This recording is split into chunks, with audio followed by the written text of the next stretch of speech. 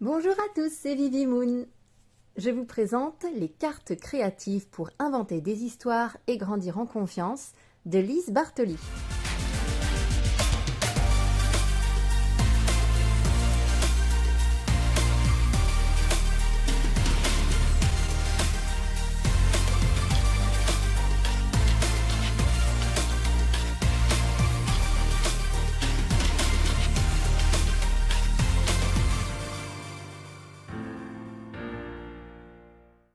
Alors voici encore un jeu qui est destiné aux enfants.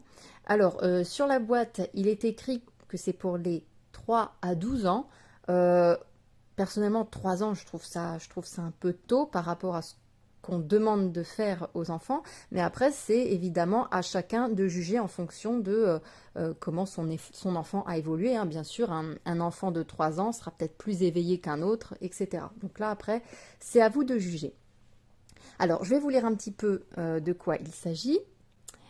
Ce jeu de 48 cartes magnifiquement illustré invite l'enfant à créer des contes spécifiques qui lui permettront de grandir harmonieusement tout en s'amusant. En s'identifiant au héros des histoires qu'il invente, le petit rejoue intuitivement les scènes de sa vie qu'il souhaite mieux maîtriser, élargissant ainsi l'éventail des possibles pour trouver de nouvelles solutions. Alors, Lise Bartoli, c'est une psychologue clinicienne, psychothérapeute et hypnothérapeute formée aux techniques énergétiques. Et elle est l'auteure des cartes lumière chez le même éditeur. Donc oui, l'éditeur, c'est Très Daniel. Voilà, donc on a une jolie boîte. Voilà, j'ai déjà enlevé les cartes, hein. Elle est assez grande. Elle est en dur. Et ça nous vient avec un petit pochon en plus. Salut le chat. Oui, bon, installe-toi, hein, surtout fais comme chez toi, je t'en prie. Et au passage, je fais un petit coucou et un gros bisou à ma belle Sévie. Just don't freeze when you see her. Voilà, j'espère que tu vas bien et surtout que ce jeu va te plaire. Donc voici le petit guide qui accompagne les cartes. Et je vais quand même vous lire un petit peu l'introduction, histoire que vous sachiez mieux de quoi on parle. L'imagination est essentielle pour le développement des enfants puisqu'elle participe à leur construction psycho-affective et à leur épanouissement personnel en les aidant à acquérir plus de confiance et d'autonomie. Grâce aux cartes de ce jeu, ils vont pouvoir s'amuser à déployer amplement leur inventivité afin d'explorer différentes possibilités et s'enrichir d'autres pensées, d'autres idées. Ce coffret les aide également à apaiser leurs peurs. Tous les enfants vivent des moments difficiles. Certains expriment leur mal-être par la parole, d'autres par leur comportement. Ils boudent, se mettent en colère ou s'isolent. Parfois, ils accumulent de l'angoisse sans pouvoir s'en libérer, ce qui peut, à la longue, enquister une problématique. C'est alors une souffrance pour le petit qui ne comprend pas ce qui lui arrive et se sent incapable d'enrayer ce processus qui s'est installé à son insu. Les cartes créatives permettront à ces petits de trouver des stratégies et de nouvelles solutions en scénarisant des situations qu'ils trouvent difficiles à gérer. Voilà en gros un petit peu ce qu'on nous explique. Donc on a quatre cartes, on va dire. 4 tas de cartes avec des codes couleurs. Voilà, les tranches sont dorées. On a des cartes bleues qui sont des cartes de héros. Alors, les cartes de héros, qu'est-ce que c'est ? Ça représente le personnage. Alors, ça peut être un personnage ou un animal, hein, le héros. Mais bon, ça représente donc un personnage auquel l'enfant va s'identifier inconsciemment pour élaborer son conte. On a donc la princesse, sachant que, un petit peu comme dans le tarot, la princesse peut représenter à la fois un garçon et une fille, puisque après dans le guide, on va nous expliquer un petit peu ce que représente la princesse, hein. C'est pas forcément la fille dans son château, voilà, c'est juste une image. Donc garçon ou fille, si votre garçon s'identifie à une princesse, voilà, n'allez pas tout de suite imaginer quoi que ce soit, ça peut juste témoigner d'une sensibilité un peu différente. Mais on va regarder ça après. Donc on a la princesse, le prince, encore une fois, l'un ou l'autre, ça ne change rien. La marionnette, la danseuse, le vagabond, le soldat, petit ours, le pirate, la bergère, le chevalier, la marchande et la biche. Voilà pour les cartes de héros.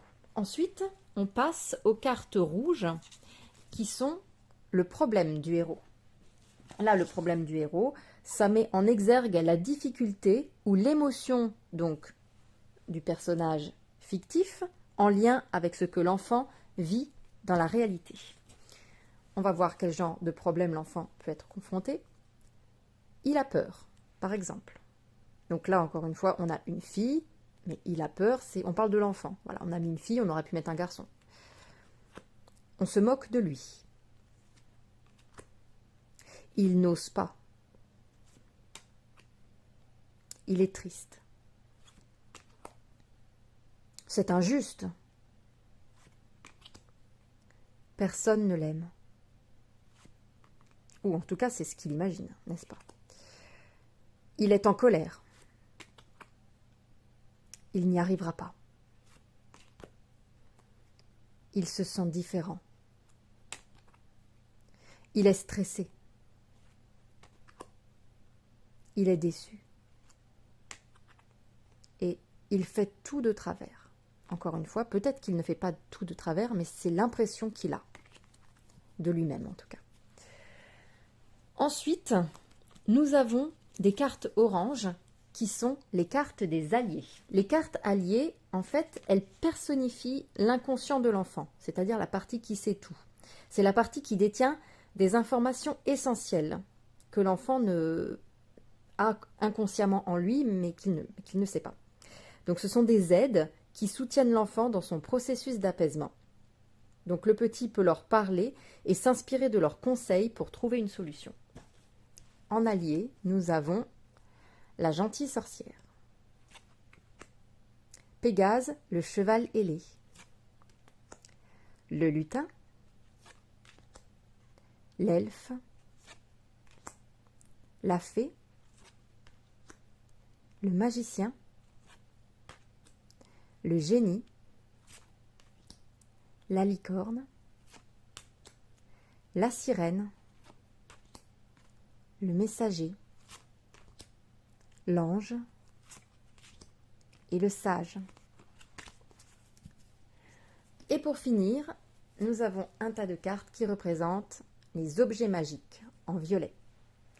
L'objet magique, ça sera les objets qui sont apportés par l'allié pour résoudre le problème du héros. Chargé d'un symbole de changement puissant, il aide l'enfant à se dépasser et à trouver la ressource nécessaire pour réaliser le changement désiré.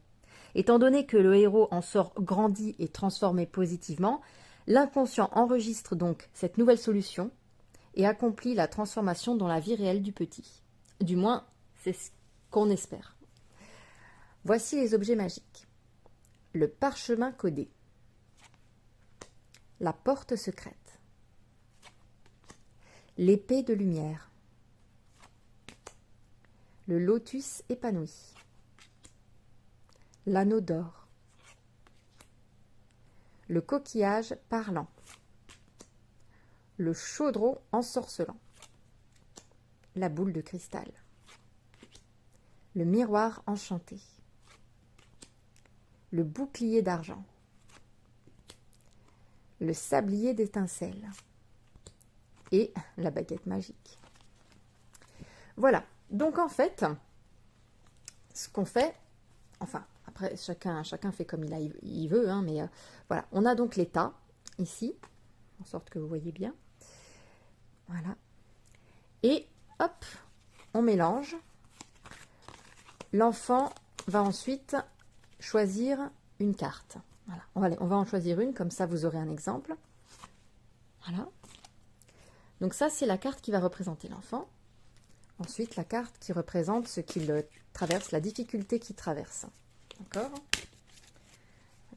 Hop. Ensuite, l'allié, qui sera à ses côtés pour l'aider à résoudre le souci, en tout cas l'aider à trouver un semblant de solution. Et enfin, l'objet magique. Hop.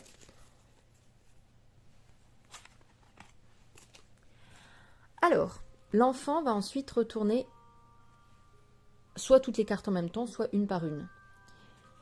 Donc l'enfant est petit ours. Le problème de petit ours, et donc bien évidemment de l'enfant à travers petit ours, c'est qu'il a l'impression qu'il n'y arrivera pas. Et là, on voit qu'il y a une montagne, un peu comme dans le Normand, par exemple, où on a la montagne qui représente un défi, un obstacle, quelque chose de difficile à gravir, qui nous décourage peut-être aussi. Quelque chose qui nous décourage, qui nous semble hors de notre portée. Son allié, le sage. Et pour finir, l'objet magique, le sablier d'étincelles. Une fois que c'est fait, l'enfant va raconter son histoire avec petit ours en personnage principal, bien sûr, parce qu'il ne va pas dire ah ben je suis dans la neige et puis j'ai cette montagne devant moi. Non, non, c'est petit ours. Et il faut qu'il nous raconte l'histoire de petit ours. Qu'est-ce qu'il a, petit ours? Qu'est-ce qu'il représente? Il n'y a même pas forcément besoin de lui poser de questions. Si ça vient de lui-même, maintenant vous pouvez toujours l'aiguiller, lui dire que représente pour toi cette carte. Voilà, quoi ça te fait penser. Voilà, c'est au choix. Soit vous l'aiguillez, soit vous le laissez faire son histoire. Raconte-moi l'histoire. Ah bah il y a petit ours, voilà, bah, il est seul dans la neige. Et comme il est tout seul, ben il a l'impression que il pourra jamais réussir à gravir la montagne tout seul. Mais heureusement, il y a un vieux monsieur qui a l'air très sage, qui va peut-être lui donner des bons conseils, qui va lui dire que rien n'est insurmontable, que si la montagne est trop haute pour lui, il n'a qu'à dans ce cas la contourner. Et comment faire pour ça? Eh bien, il va avoir le sablier d'étincelles. Et qu'est-ce qui va se passer avec ce sablier? Eh bien, en fait, comme le sablier se retourne, la montagne, il va la retourner, c'est-à-dire qu'elle ne sera pas en haut, elle sera en bas. Et donc, ce sera beaucoup plus facile de traverser pour lui. Enfin, voilà, je vous invente un truc qui n'a strictement rien à voir, hein, mais c'est à l'enfant d'imaginer son histoire qui lui est propre. Hein. Peut-être même qu'il n'aura pas forcément besoin de lire ce que c'est. Hein. Il va adapter en fonction de son petit vécu. Voilà. Pareil, hein, s'il ne sait pas ce que c'est un sablier, peut-être que c'est à lui d'imaginer ce que ça pourrait représenter. Pourquoi pas? Voilà, donc on va quand même regarder, puisque ça c'est l'enfant qui raconte son histoire à lui. Grâce à son histoire, vous pouvez déjà détecter peut-être ce qu'il vit et apercevoir peut-être un début de solution ou quelque chose que vous n'auriez pas pu détecter avant chez l'enfant. Voilà, ce qui le perturbe, ce qui lui apporte une souffrance ou l'émotion qu'il a du mal à traverser. Et on va tout de suite voir, donc là, au niveau de la carte Petit Ours, par exemple, ce qu'elle représente. Comme ça peut aussi vous aider, parce que, bon, je vous avoue que moi, j'ai fait le tirage pour moi aussi, même si, voilà, ça concerne beaucoup les enfants de 3 à 12 ans. J'ai aussi fait ce tirage pour moi, quand parfois on a des petits soucis, savoir un petit peu quelle carte nous représente, quel est notre allié et quel serait notre objet magique. Je vous avoue que ça marche très bien pour un adulte aussi. On ne fait pas la même histoire, hein, c'est pas le même principe, mais je trouve ça assez juste, hein, en fait. Donc, petit ours, par exemple. Qu'est-ce qu'il représente, ce petit ours? Il représente la force, la tendresse, la réflexion. La symbolique. Petit ours est un animal qui inspire tendresse et respect. Tendresse car il rappelle la douceur du pelage du nounours contre lequel l'enfant s'endort pour se sentir en sécurité et protégé. Respect car on le sait, l'ours est fort, voire brutal, et on sait agir quand il le faut. Il grogne, montre les crocs et parvient à faire fuir ses ennemis. Par ailleurs, il y a un temps de mise en veille en phase avec le cycle des saisons lorsque l'ours hiberne. Il se retire du monde pour mieux ressurgir quand la nature s'éveille. Interprétation de la carte. Cette carte exprime la part masculine et instinctive de l'enfant. Elle rappelle qu'il détient assez de courage et de confiance en lui pour faire face aux événements, prendre les bonnes décisions et s'affirmer. Elle évoque également que les temps de réflexion intérieure sont positifs puisqu'ils permettent de réveiller des capacités endormies. Donc, on peut tout à fait utiliser l'interprétation de la carte en association avec ce que l'enfant a ressenti par rapport à la carte du héros et voir un petit peu s'il n'y a pas des choses qui se font écho. Ensuite, il n'y arrivera pas au niveau du problème du héros. Donc, hop.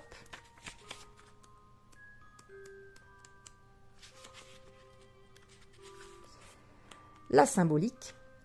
C'est l'impression de ne pas parvenir à réaliser ce que l'on souhaite. L'impression de ne pas parvenir à réaliser ce que l'on souhaite provient d'un événement passé qui a été vécu comme un échec. Se greffe alors la sensation que si on recommence, on échouera à nouveau.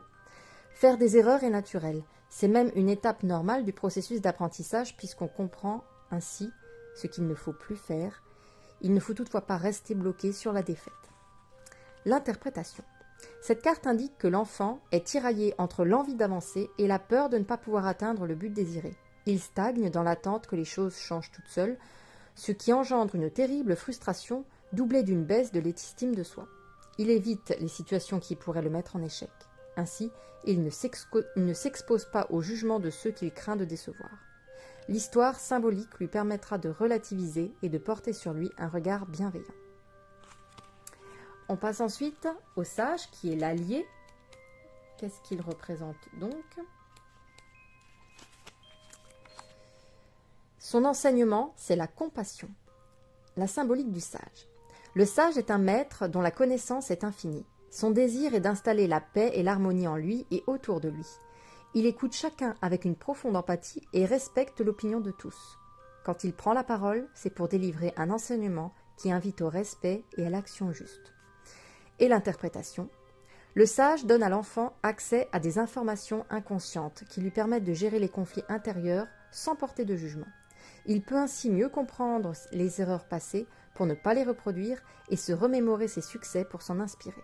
La paix revenue, il est plus à l'écoute des solutions. Ça fait un peu écho à ça d'ailleurs. Ensuite, l'objet magique. On a le sablier à étincelles qui représente... Alors, le pouvoir de ce sablier, c'est la patience. La symbolique. Le sablier représente le temps qui passe grâce au sable fin qui s'écoule au travers d'un goulot étroit. Utilisé lors des jeux de société, l'enfant en connaît la valeur. Il mesure le temps de réflexion imparti au joueur pour prendre la bonne décision. Et l'interprétation. Les étincelles, telles des pensées lumineuses, prennent un certain temps pour passer de l'espace inconscient à l'espace conscient de l'enfant. Inutile de vouloir accélérer la vitesse du changement, puisque les étincelles traversent d'abord un passage qui oblige l'enfant à mieux considérer ce qu'il souhaite vivre comme un dénouement positif. Le glissement des idées se fait au rythme nécessaire. Une fois libérée, elle se dépose au plus profond de lui au moment opportun. Voilà pour les cartes. Donc, vous voyez, c'est quelque chose qui est quand même simple, avec des illustrations vraiment adaptées pour les enfants. Et je pense que, du moins, je l'espère, mais ça peut potentiellement aider à débloquer des solutions peut-être pour l'enfant, et peut-être même aussi aux parents qui parfois se sentent un petit peu impuissants face à la détresse de l'enfant. Donc, voilà, plutôt que de tout de suite courir après un thérapeute, pourquoi pas d'abord commencer par ça, hein. Bien évidemment, ça ne se substitue certainement pas à un thérapeute quand l'enfant a des vrais soucis, mais ça peut apporter des pistes de réflexion et puis l'enfant est également acteur. Ça permet à l'enfant d'ouvrir un petit peu son inconscient aussi. Voilà, j'espère que cette review vous aura plu. Je vous fais plein de gros bisous et je vous dis à très bientôt. Prenez soin de vous.